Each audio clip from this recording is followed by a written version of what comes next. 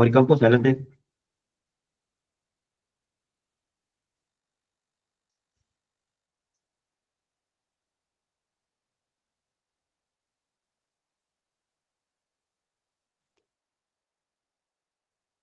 Está apagado su audio, doctor. Sí, gracias, señor magistrado. Primero voy a hacer los alegatos por Ronald Gilberto Bustamante Coronel. Seré bastante breve. Como lo postulamos en de este juicio, la inocencia se presume, ¿no? No necesita ser probada, ¿no? Un paréntesis, doctor, disculpe. Usted es abogado de los dos Sí, de Ronald Gilberto Bustamante Coronel. y de Wilder y Ilmer. Ilmer y Drogo Etkin. Sí, de los dos, ¿verdad? Sí, correcto. Ya, solo esa era la aclaración. Continúe. Ya. Entonces, la inocencia se presume, no necesita ser probada, ¿no? Eh, Señor juez, en concreto lo que se postula acá es que existe una evidente insuficiencia probatoria, ¿no? Y al mismo tiempo lo que se advierte es una falta de lesividad al bien jurídico protegido en este proceso, ¿no? Por otro lado, lo que se advierte también es que existe una falta de imputación suficiente, concreta y precisa, ¿no? Y esto arrastra desde la etapa intermedia, ¿no? Anteriormente, hoy en día sí se permite realizar observaciones formales y aún no estando conforme, se puede impugnar, ¿no? Ahora sí ya se puede impugnar las observaciones formales, el tema de imputación sobre todo. Anteriormente no se podía, ¿no? Entonces acá lo que no se advierte es una imputación concreta y suficiente respecto a la participación del hecho, porque entiéndese que son tres acusados. Son tres acusados. ¿Y cuál es la tesis? Que falsificaron información contenida en una cédula de notificación. Pero la coautoría tiene sus elementos. El código no establece más nada, ¿no? El código lo que establece solamente es que de manera conjunta realizan un hecho, ¿no? Entonces, los elementos ya de la coautoría han sido desarrollados por nuestra Corte Suprema y son tres elementos. La existencia de un plan conjunto previo. Es obligación de fiscalía haber postulado y haber acreditado. Para la coautoría tiene que haber un acuerdo previo. Sobre esto no hemos escuchado nada. Absolutamente nada que haya habido un acuerdo previo. ¿En qué circunstancias? ¿Cuándo se llevó? La división o repartición de funciones en este delito es muy importante. Yo me pregunto cómo es que falsificaron. No sé, el uno trajo el documento, el otro lo llevó a la computadora, el otro lo hizo entrega a la notificada en este caso. No lo hemos escuchado. Y el otro es la intervención en la ejecución del delito. Tampoco hemos escuchado sobre esto. Señores jueces, señor juez, no se han presentado pruebas pues, que vinculen directamente al potencial con la elaboración de la cédula de notificación. No hay prueba directa, como ya la ha sostenido Fiscalía, hay prueba indiciaria. Bueno, ahí hay un error en la redacción de nuestra norma procesal penal, porque prueba por indicio no existe, es un método de valoración probatoria. Dice su relación con Ilmer Hidrogo y Wilder Ciesa. La Fiscalía sostiene que el patrocinado conoce a Ilmer Rodrigo porque son del mismo centro poblado. Este es su indicio. Y yo como contraindicio presentaría puede que no todas las personas que viven en un mismo centro poblado se reúnen para cometer un delito, ¿no? Es el contraindicio. Es una idea bastante aberrada porque no hay ningún medio probatorio, porque lo que se dice tiene que probarse, ¿no? Dice, son del mismo centro poblado y por eso cometen un delito. Así siendo, señores magistrados, todas las personas que son de determinados lugares y cometen un delito se le haría responsable a todo, ¿no? O porque se conocen. La Fiscalía no ha probado el grado de amistad y la coordinación entre ellos. Dice que hay un grado de amistad, pero esto no se ha probado, señor magistrado.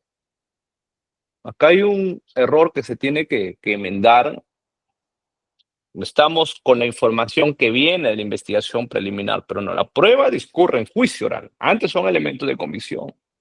Acá no hemos escuchado, no hay ningún testigo que haya dicho que ellos son amigos. Tampoco hay que ser del mismo centro poblado, dice que según su cédula de notificación. Pero como contraindicio puedo decir que no las personas que tienen registrado en el RENIEC, una dirección en cierto lugar, viven ahí o se han criado ahí, ¿no? Eso es un contraindicio. Luego dice que mi patrocinado trabajó como asistente en el estudio del abogado Wilder Ciesa. Tampoco se ha acreditado esto, señor magistrado. No hay medio probatorio. ¿Y cómo se acreditaría? Pues con un contrato de trabajo. Y acá hay insuficiencia. Insuficiencia es cuando la fiscalía no cumple con esa función. Hubiese oficiado a la zona de trabajo para acreditar, y acá está el contrato que acredita. O acá tenemos información que acredita que trabajaba. Así se trabajó, pero no hay medio probatorio que lo acredite. No existe prueba documental y demostración que vincule al patrocinado con la elaboración del documento falso. Esto no hay ningún medio probatorio que lo vincule. Luego se dice que esta cédula, señor magistrado, no hay que perder de vista, fue enviado a través de un teléfono celular 994672-407.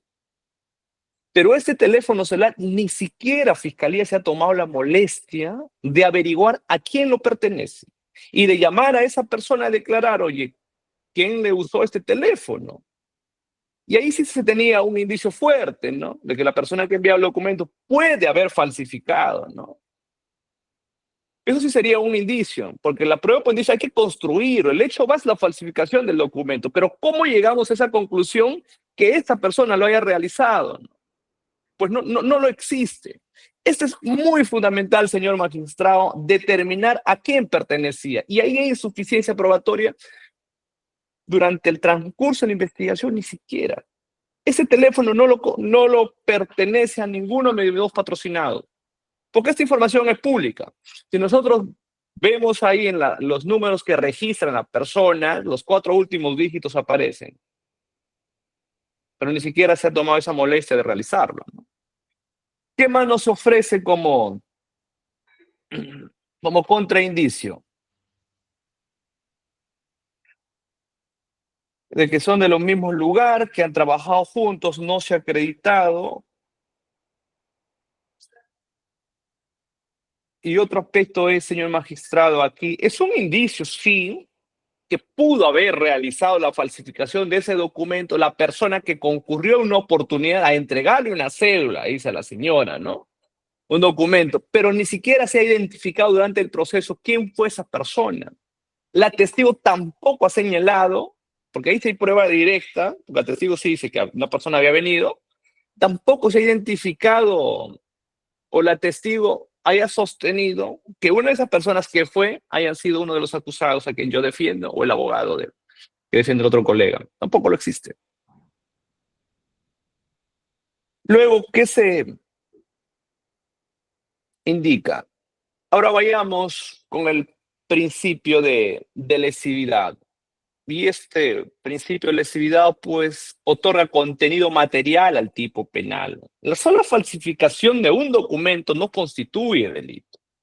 Y esto es de la propia redacción del tipo penal, que tampoco se ha precisado en un acuerdo plenario que establece que la acusación tiene que contener los elementos del tipo. Y cuando hablamos elementos del tipo, tenemos que conocer que existen 2 elementos, los normativos y los descriptivos, ni siquiera se ha señalado.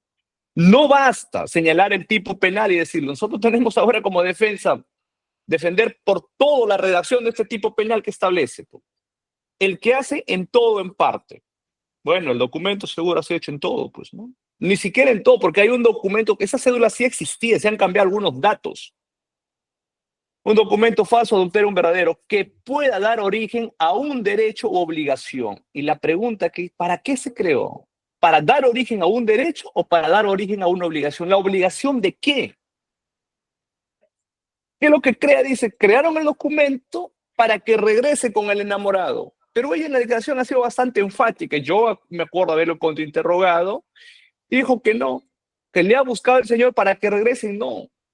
Que el señor le ha contactado una vez para que regrese, no. Una vez que terminó la relación amorosa porque él estuvo con otra mujer, lo que indicó, y después ya no ha habido. O sea, ni siquiera le ha intentado, ni siquiera decir, y para ahí partamos y hay un contraindicio que él haya estado ahí insistiendo que regrese la relación y luego crearon la cédula, ahí sí, ¿no?